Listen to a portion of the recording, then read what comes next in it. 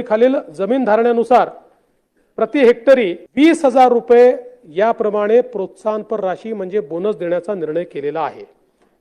मागच्या वर्षी 20,000 दिला होता, याही वर्षी आम्ही 20,000 रुपये। राज्यातील सर्व शेतकऱ्यांसाठी सर्वात मोठी अपडेट, पीक विमा वाटप सुरू। 36 जिल्ह्यांमध्ये कोणत्या जिल्ह्यात किती निधी मिळाला, चला तर जाणून घेऊया चॅनलच्या माध्यमातून पीक विमा संदर्भातील लेटेस्ट अपडेट।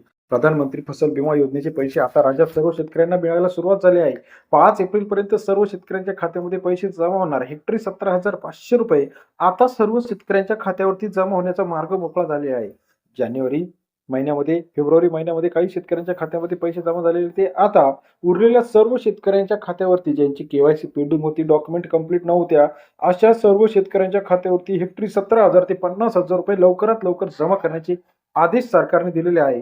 या माहितीनुसार आता सर्व शेतकऱ्यांकडे पीक विमा रखडलेला होता। या पीक विम्याचे पैसे लवकरात लवकर जमा होणार आहे। गेल्या काही दिवसापासून आपण बघितलं तर सर्व शेतकऱ्यांच्या खात्यावरती पीक विमा जमाचे मेसेज आलेले आहे।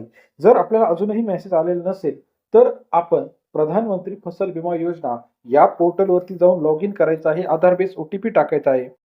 त्या ठिकाणी आपल्याला समजणार आहे आता कोणत्या जिल्ह्यात किती पीक विमा आलेला आहे, आपल्या यादीमध्ये नाव आलंय का नाही, हे कसं चेक करायचे आणि सविस्तर यादी कुठं बघायची, या संदर्भातला आपला आजचा व्हिडिओ आहे। पीक विमा 2025 ही शेतकऱ्यांसाठी सर्वात महत्त्वाची योजना होती। या अंतर्गत ज्या शेतकऱ्यांचं नुकसान झालेलं होतं, आता या शेतकऱ्यांना सरकारने भरपाई देण्याचे आदेश दिलेले आहे। येत्या 2 ते 3 दिवसामध्ये सर्व शेतकऱ्यांच्या खात्यावरती पीक विमा जमणार आहे। PMFBY प्रधानमंत्री फसल विमा योजना हेक्टरी 17,500 सर्वात कमी रक्कम होती आणि सर्वोत्तम रक्कम जी होती 40,000 50,000।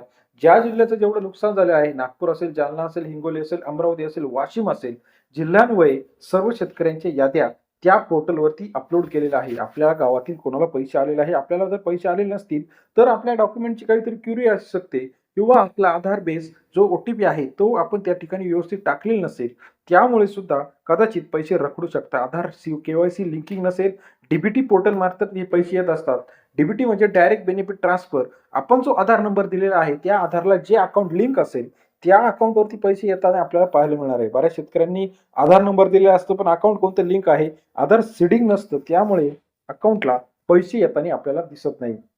राज्यातील सर्व शेतकऱ्यांसाठी मोठी अपडेट आहे।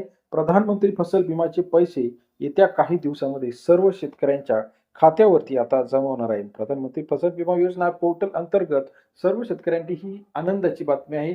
येत्या 5 ते 6 दिवसांमध्ये सर्व शेतकऱ्यांसाठी आता पैसे जमा होताना आपल्याला पाहायला मिळणार आहे। प्रधानमंत्री फसल विमा योजनेचे लेटेस्ट अपडेट सर्वात आधी चॅनलच्या माध्यमातून जाणून घेण्यासाठी चॅनलला लाईक, सबस्क्राईब आणि शेअर करायला मात्र विसरू नका। PMFBY प्रधानमंत्री फसल विमा योजना पोर्टल अंतर्गत नवीन अपडेट्स जाणून घेण्यासाठी चॅनलला लाईक, सबस्क्राईब, शेअर करा। धन्यवाद मित्रांनो।